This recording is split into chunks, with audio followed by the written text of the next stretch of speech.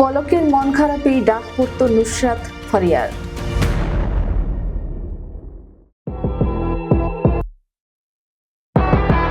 আমরা ইন্টারনেট বন্ধ করিনি, বন্ধ হয়ে গেছে, কিংবা স্যাটেলাইটে পানি ঢুকে ইন্টারনেট বন্ধ হয়ে গেছে।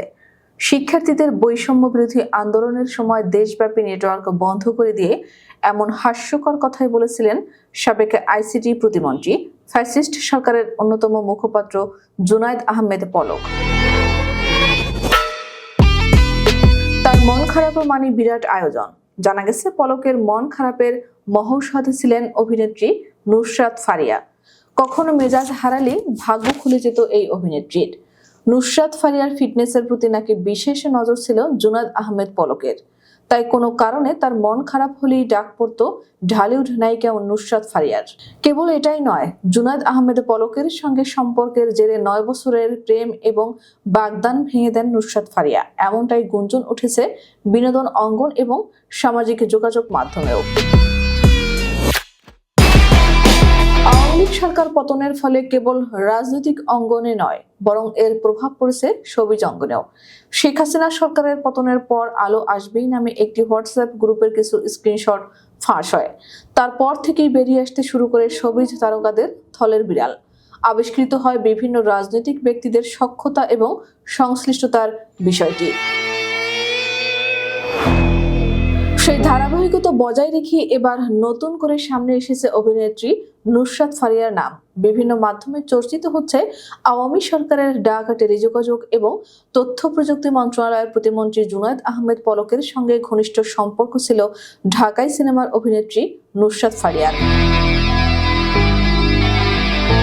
অভিনয় ক্যারিয়ারের প্রথম থেকেই সাহসী রূপে ধরা দিয়েছেন এই অভিনেত্রী। এমনকি খোলামেলা পোশাকের নিয়ে অসংখ্যবার নেটিজনদের কটাক্ষের শিকার হয়েছেন তিনি।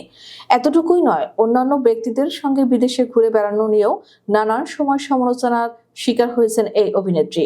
যদিও ক্যারিয়ারে তেমন কোনো হিট সিনেমা উপহার দিতে পারেননি তিনি, তবে জুনায়েদ আহমেদ পলকের সঙ্গে সম্পর্কের জেরেই নাকি রাতারাতি কোটিপতি হয়ে যান নুসরাত ফারিয়া।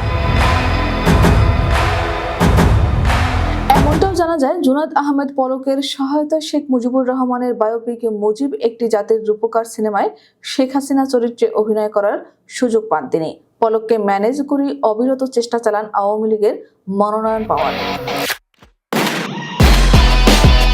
সর্বশেষ দ্বাদশ জাতীয় সংসদ নির্বাচনের সংরক্ষিত নারী আসনের প্রার্থী চূড়ান্তের লক্ষ্যে গণভবনে মনোনয়ন পাওয়ার জন্য উপস্থিত ছিলেন নুসরাত ফারিয়া। তবে জুনায়েদ আহমেদ পলকের ঘনিষ্ঠ হওয়া সত্ত্বেও এমপি হওয়ার স্বপ্ন পূরণ হয়নি তার। কেবল এতটুকুই নয়, দীর্ঘদিনের প্রেমিক রনি রিয়াদ রশিদ নামে একটি টেলিকমিউনিকেশন প্রতিষ্ঠানের শীর্ষ কর্মকর্তার সঙ্গে 2020 সালের 21 মার্চ বাগদান সারেন নুসরাত ফারিয়া।